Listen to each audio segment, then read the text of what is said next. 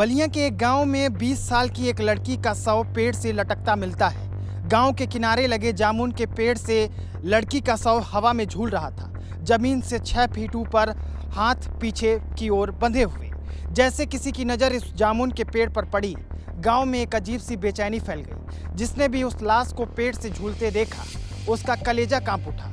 पूरे इलाके में सबने कहा, ये आत्महत्या नहीं हो सकती, ये कत्ल है। लेकिन बलिया पुलिस ने इस मामले को आशिकी का चोला पहना दिया है। पुलिस इसको आत्महत्या बता रही है। बलिया के सरिया गुलाब राम गांव में रविवार की सुबह पूजा चौहान का लटकता शव देखकर किसी की आंखों में डर था, कोई गुस्से से लाल था तो किसी की जुबान खौफ से बंद थी। लेकिन सवाल उठे और कई सवाल उठे। इस मामले में देश के बड़े नेताओं में गिने जाने वाले अखिलेश यादव ने भी सरकार को कटघरे में खड़ा कर दिया। लोगों ने सोचा कि बलिया पुलिस इन सवालों का जवाब ढूंढ रही होगी कि आखिर वो इतना बेरहम कौन था जिसने पूजा की हत्या कर दी, कौन था जिसने पूजा को इतनी दर्दनाक मौत दी। क्या ये सिर्फ एक हादसा था या फिर इसके पीछे कोई गहरा राज छिपा हुआ है। पूजा की मौत एक अनसुलझी गुत्थी बनकर पूरे बलिया को झकझोर रही थी।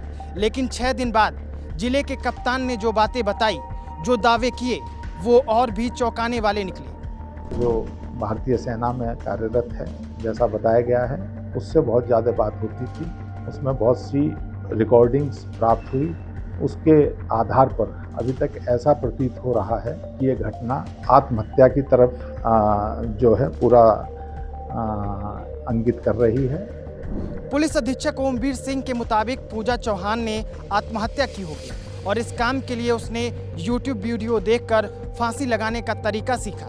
वजह, प्रेमी ने उसका नंबर ब्लॉक कर दिया था। 20 साल की लड़की पूजा चौहान, जिसकी शादी अगले महीने 25 अप्रैल को तय थी। घर में शादी की तैयारियां चल रही थी। परिवार का कहना है कि उसकी बेटी आत्महत्या नहीं कर सकती। वह खुश थी, शादी की तैयारियों में जुटी थी। परिवार की माने तो पूजा हल्दी मेहंदी के सपने देख रही थी।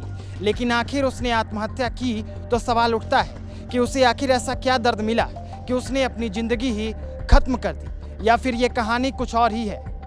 सोचने की बात यह भी है कि अगर YouTube देखकर कोई आत्महत्या करने लगे तो इस देश में हर दिनों हजारों लोग लटकते मिलेंगे।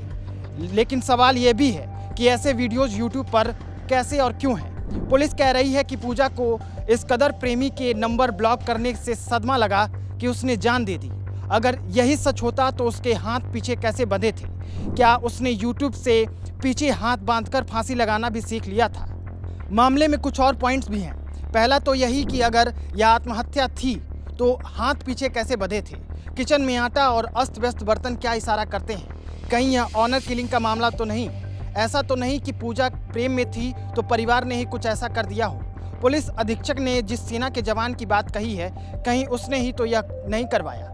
क्या पूजा के प्रेमी ने उसे आत्महत्या के लिए उकसाया या मजबूर किया? और सबसे बड़ा सवाल, बलिया पुलिस इतने संवेदनशील मामले में इतनी जल्दी नतीजे पर कैसे पहुंच गई कि मीडिया में आत्महत्या का शक बता दिया? पूजा चौहान की संदिग्ध मौत अब सियासी रंग ले चुकी है। कांग्रेस के प्रदेश अध्यक्ष अजय राय ने इस मामले की उच्च स्तरीय जांच की मांग की है।